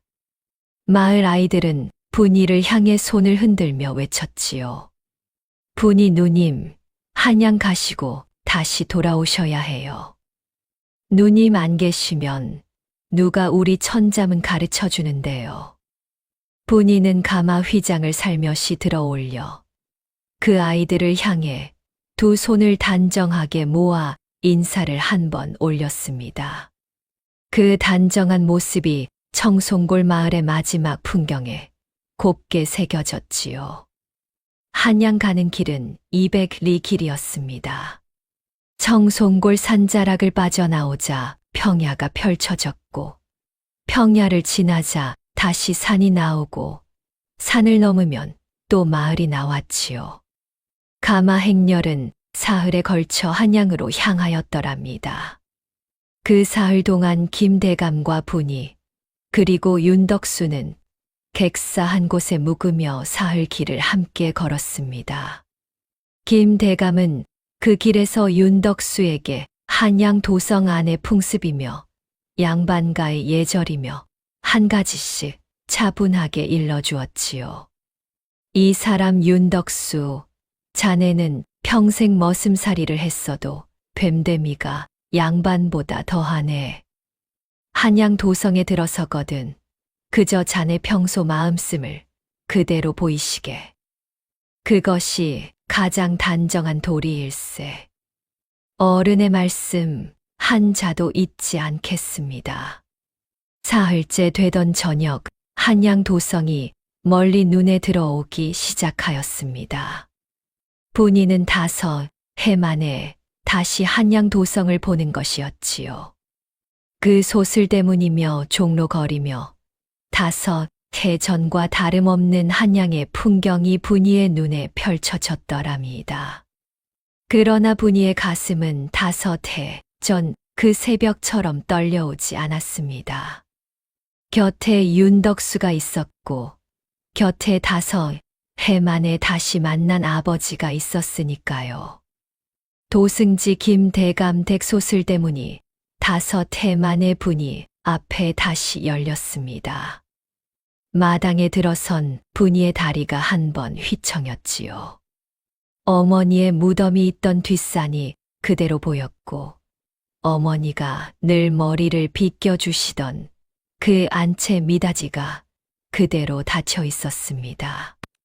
분이는 어머니의 옷비녀를 2 손으로 단단히 쥐며 그 자리에 서서 한참을 마당을 둘러보았더랍니다. 그때였습니다. 안채 깊은 방의 미닫이가 천천히 열렸지요. 그 안에서 박 씨가 1발, 2발 마당으로 나섰습니다. 5해의 세월이 박 씨의 얼굴 위에도 흘러 있었지요. 짙은 분 화장이 한 자락 무너져 있었고 그 자주색 명주 저고리에는 며칠 입은 자국이 그대로 남아 있었습니다. 그러나 박 씨의 그 매서운 눈매와 비웃는 입꼬리만큼은 5해 전 그 새벽과 한치도 달라진 것이 없었더랍니다. 아이고, 분이야. 살아 있었구나. 이 어미가 그날 너를 잃고 얼마나 가슴 아파했는지 모른단다. 분이야. 박 씨는 그 자리에서 2 손을 모으고 슬피 우는 신용을 하였지요. 그러나 그 입꼬리에는 미세한 비웃음이 한 자락 어려 있었습니다. 박 씨는 분이가 5해 동안 말을 잃은 채 살아왔으리라 짐작하고 있었더랍니다. 분이가 입을 열 수 없으니 어떤 진실을 말한들 박 씨에게 닿지 못할 것이라는 한 가닥의 확신이 그 입꼬리에 어려 있었지요. 분이야, 이 어미가 너를 어찌 그토록 그리워했는지, 어이구, 분이야. 박 씨가 분이 쪽으로 한 걸음 다가서려 하는 그 순간, 김대감이 한 손을 들어 그 길을 막았습니다. 멈추시오. 박 씨, 자네가 슬피 우는 신용을 한들 이 자리에는 거짓이 통하지 않을 것이외다. 분이의 입은 5해 전 그 새벽 자네가 막은 것일세. 그러나 분이의 손은 5해 동안 그를 익히고 있었지. 박 씨의 얼굴이 그 한마디에 굳었습니다. 입꼬리에 비웃음이 일그러졌지요. 분이는 그 자리에서 천천히 오썩 깊이 손을 넣었습니다. 그러고는 5해 동안 한 번도 펴보지 않고 간직해 온 어머니의 편지 한 장을 2 손으로 곱게 꺼내어 김대감 앞에 정중히 받쳐 올렸지요. 어머니, 어머니, 정녕 어려운 일이라 하시지 않았습니까? 그날이 오늘이 옵니다. 김대감은 그 편지를 2 손으로 받아들고 한 번 가만히 흰 수염을 매만지셨습니다. 그러고는 그 편지를 천천히 펼치셨지요. 편지를 1번 읽고 2번 읽고 3번 읽으시던 김대감의 눈에서 굵은 눈물이 또 한 줄기 또르르 흘러내렸더랍니다.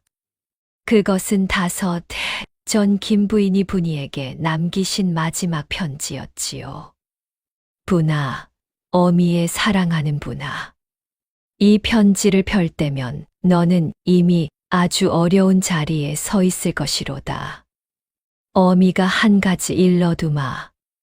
박 씨라는 사람을 후처로 들이는 것을 어미는 살아생전부터 한 번 우려하였느니라. 박 씨의 친아들이 도승지 자리를 노리리라는 것을 어미는 짐작하였노라. 만약 그 일이 정녕 일어나거든, 분아, 너는 이 편지를 들고 내 친정에 다시 돌아가거라. 어미가 시집 올 때 가져온 전답 5마지기의 문서, 그 정보는 어미의 무덤가 비석 아래 작은 도람 속에 묻어두었노라. 박 씨가 어떤 위조 문서를 들이대든 그 정본 한 장이면 거짓을 다 가려낼 수 있느니라. 분아, 부디 내 고든 성정을 끝까지 잃지 말거라. 어미가 너를 영원히 사랑하느니라. 김 대감은 그 편지를 읽으시고 한 번 흰 수염을 매만지더니 곁에 종복에게 일렀습니다. 즉시 종복 둘을 뒷산 김 부인의 무덤가로 보내 비석 아래 작은 도람을 찾아 가져오너라. 그것 한 짝이면 박 씨의 위조가 모두 드러날 것이다. 박 씨의 얼굴이 그 한마디에 핏기 한 점 없이 새하얗게 질려갔지요. 5해 전 위조한 그 빈 문서 한 장이 거짓이라는 것이 정녕 만천하에 드러나는 그 순간이었더랍니다.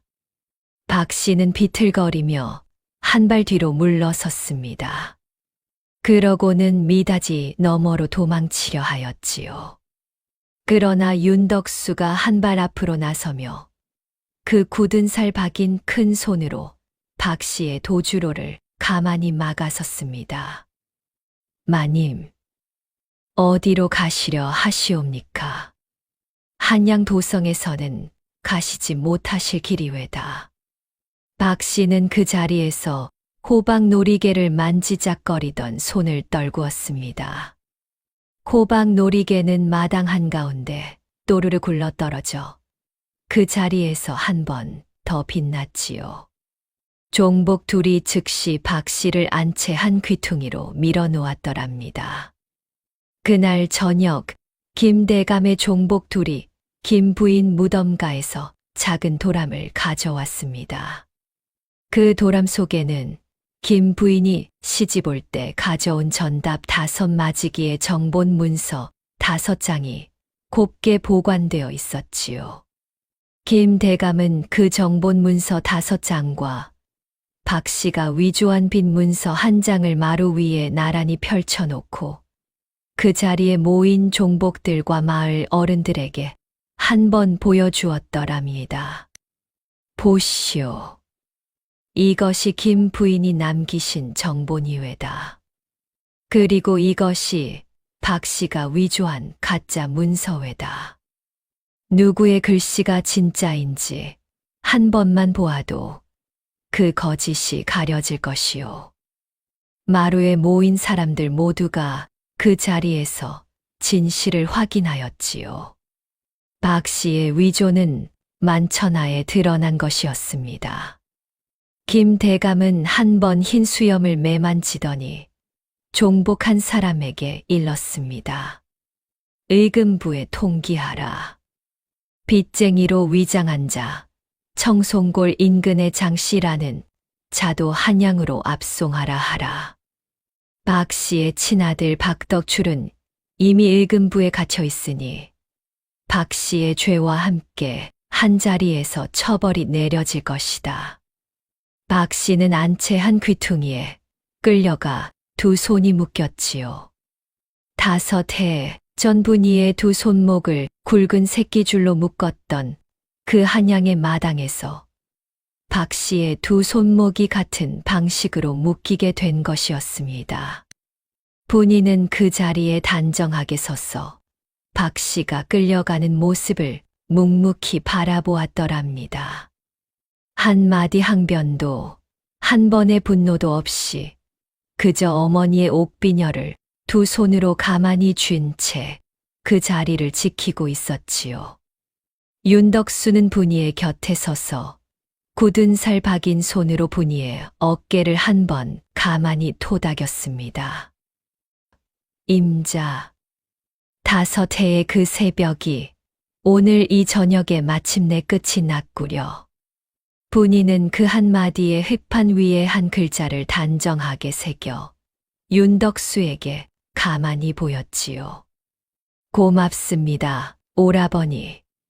한양 도승지 김대감댁 마당 위로 그날 저녁에 노을빛이 붉게 깔려가고 있었더랍니다. 의금부의 처결은 한양 도성에 즉시 알려졌습니다. 박 씨가 끌려간 사흘 후 한양 의금부 마당에서 박 씨와 박덕출 그리고 청송골에서 압송되어 온 빚쟁이 장 씨, 이 셋의 죄가 한 자리에서 한 번에 드러나게 되었지요. 김대감은 도승지 신분으로 그 자리에 친히 임하셨고 분이와 윤덕수도 그 자리에 단정하게 모셔져 있었더랍니다. 가장 먼저 끌려 나온 자는 빚쟁이 장 씨였습니다. 살쾡이 같은 그 눈은 5해 전 청송골 장터에서 누런이를 드러내며 외치던 그 눈과 한치도 달라진 것이 없었지요. 그러나 그 굽은 등은 의금부 마당의 두려움 앞에 한 번 더 굽어져 있었습니다. 의금부 의관이 한 번 일갈하였더랍니다. 내 이놈 5해 전 한양도승지 댁박 씨에게 매물 30냥을 받고 양반가의 외동딸을 청송골 장터로 끌고 가 5냥에 팔아넘긴 일이 사실이렸다. 이 실직 고하라. 장 씨는 그 자리에서 두 손을 모은 채 누런이를 드러내며 떨리는 목소리로 자백하였지요. 사실이옵니다요. 박 씨 마님께서 30냥을 미리 주시며 분이 아씨를 청송골 장터에서 헐값에 팔아치우라 분부하셨습니다요. 위조된 빈문서 한 장도 그 자리에서 같이 받았습지요. 2년 안이 이 늙은 것이 입이 가벼워 박 씨 마님 분부대로 했을 따름이옵니다. 죄인이옵니다요. 어이구. 장 씨의 자백이 끝나자 의금부 마당의 둘째 자리에 박덕출이 끌려 나왔습니다. 5해 사이 한량의 모습이 거의 사라지고 그 자리에 그저 한 명의 죄인의 모습만 남아 있었지요. 박덕출은 그 자리에서 자기 친어미가 분이를 어찌 처분하였는지 한마디도 모른다 우기다가 장 씨의 자백 한마디에 무너지고 말았더랍니다. 그리고 한양의 한 술자리에서 사람을 죽인 그 살인 사건의 죄도 그 자리에서 함께 드러났지요. 내 이놈, 한 사람의 양반과 따님을 빚 대신 헐값에 팔아넘긴 음모를 친어미와 함께 꾸민 사실이 명백하다. 더불어 한양 도성에서 한 사람을 술 끝에 칼로 찔러 죽인 죄까지 더하니 이는 2가지 큰 죄라. 처결이 무겁지 않을 수 없도다. 박덕출은 그 자리에서 두 손이 묶인 채 물러나야 했지요. 마지막으로 박 씨가 끌려 나왔습니다. 그 자주색 명주 저고리와 호박놀이개는 모두 빼앗기고 박 씨는 그저 한 벌의 회색 무명옷에 두 손이 묶인 모습이었지요. 5해 전 분이의 두 손목을 굵은 새끼줄로 묶어 청송골 장터로 끌고 가게 했던 그 박 씨가 같은 방식으로 두 손목이 묶인 채 의금부 마당에 끌려 나온 것이었습니다. 네, 이 박 씨, 도승지 김대감의 후처로 들어와 자상한 어미의 신용으로 5해를 살면서 정작 그 친딸의 친어머니 유산 문서를 위조하여 50냥의 빚을 거짓으로 만들고 그 빚 대신 친딸을 빚쟁이에게 5냥에 팔아넘긴 사실. 이 모든 음모를 친아들 박덕출과 함께 꾸민 사실. 이 실직 고하라. 박 씨는 그 자리에서 한 번 비웃듯 입꼬리를 들어 올리려 하였지요. 그러나 그 입꼬리는 5해 전과 달리 그 자리에서 들리지 못한 채 그저 떨리고 있을 뿐이었습니다. 박 씨는 한참을 침묵하다가 끝내 무너진 목소리로 한마디를 흘렸지요. 모두 사실이옵니다. 친아들 덕출에게 도승지 자리를 잇게 하려 분이 그 한 처녀를 한양에서 사라지게 만들고자 했나이다. 이 박 씨, 죄가 큽니다. 어이구, 어이구. 박 씨의 자백이 끝났을 때 의금부 의관이 그 자리에서 한 번 무거운 목소리로 처결을 내렸습니다. 박 씨와 박덕출은 양반가의 신분을 박탈당하고 그날로 노비 신분으로 전락하여 평안도 변방의 관아에 끌려가 평생 그곳에서 노역에 종사하게 되었더랍니다. 빚쟁이 장 씨는 곤장백대를 맞고 청송골 인근에서 영영 추방되었지요. 박 씨가 마지막으로 의금부 마당을 떠나는 그 순간 분이는 단정하게 그 자리에 서서 박 씨를 한번 바라보았습니다. 그 눈에는 분노도 원망도 슬픔도 없었지요. 그저 어머니의 그 한마디가 분이의 가슴에 한 번 더 새겨지고 있을 뿐이었더랍니다. 사람의 진심은 시간이 일러준다. 박 씨는 분이의 그 단정한 눈을 한번 마주하고 두 다리가 그 자리에서 휘청였지요. 그러고는 의금부 마당을 굽은 등으로 끌려 나갔습니다. 처결이 끝난 그 저녁, 김대감 댁 사랑채에는 김대감과 분이 그리고 윤덕수 셋이 다시 마주 앉았습니다. 김대감은 한 번 흰 수염을 가만히 매만지더니 윤덕수의 두 손을 자기 두 손으로 잡으셨더랍니다. 이 사람아, 자네에게 다 갚지 못할 빚이 있네. 이 한양 도승지 김대감의 외동딸이 자네의 그 5냥과 그 5해의 정성으로 살아남은 것일세. 이 은혜를 어찌 갚으리이까. 윤덕수는 그 자리에서 두 손을 모아 깊이 머리를 숙였지요. 어른, 이 윤덕수, 그저 한 사람을 거두었을 따름이옵니다. 무슨 은혜라 부르시리이까. 이 임자분이 아씨가 친정에 잘 돌아오셨으니 이 윤덕수 청송골로 다시 돌아가는 길에 이 한 가지로도 이미 평생의 은혜를 받은 것이옵니다. 김대감은 그 한마디를 듣고 한참을 윤덕수를 바라보았습니다. 그러고는 천천히 입을 여셨지요. 이 사람 윤덕수, 자네가 청송골로 다시 돌아가는 일은 이 김대감이 허락하지 않을 것일세. 이 자리에서 한 가지 청을 하겠네. 이 김대감의 외동딸 분이의 사윗감으로 자네를 받겠네. 분이가 청송골에서 자네를 두고 임자라 부르며 5해를 살아왔다 하니 그 인연이 어찌 청송골에서 끊어지리이까. 자네에게 이 김대감 가문의 양반 호적을 내리고 한양 인근의 참봉 자리 한 짝을 마련해 주겠네. 부디 거절하지 마시게. 윤덕수의 갈색 피부 위로 한 번 붉은 빛이 어렸습니다. 굳은 살 박인 두 손이 가만히 떨렸지요. 평생 머슴살이로 살아온 위인이 한양 도승지 김대감 가문의 사위가 되고 양반 호적을 받고 참봉 자리에 오른다는 것은 평생 한 번도 꿈꾸어 본 적 없는 일이었더랍니다. 윤덕수는 한참을 침묵하다가 분이를 한번 가만히 바라보았지요. 분이는 흙판 위에 단정한 글씨를 한 줄 새겨 윤덕수에게 가만히 밀어놓았습니다. 오라버니, 이 분이의 평생 청이옵니다. 거절하지 말아 주시옵소서. 윤덕수는 그 글을 받아들고 한참을 묵묵히 흙판을 어루만지다가 김대감 앞에 두 손을 모아 깊이 머리를 숙였지요.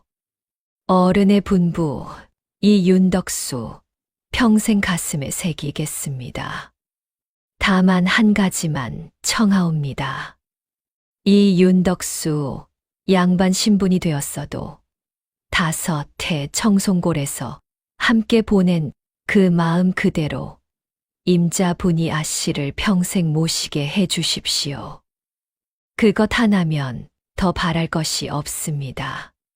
김 대감은 그 한마디에 빙그레 웃으시며 윤덕수의 어깨를 한번 가만히 두드려 주셨더랍니다. 이 사람아, 그 한마디면 충분하네. 이 김 대감, 자네 같은 사위를 둔 것이 평생의 영광일세. 그해 가을 한양 도승지 김 대감 댁에서 분이와 윤덕수의 혼례가 치러졌습니다. 분이는 옥색 비단 저고리에 진녹색 명주치마, 어머니가 남기신 옥비녀와 은가락지 한 쌍을 정성껏 갖추어 차림하였지요.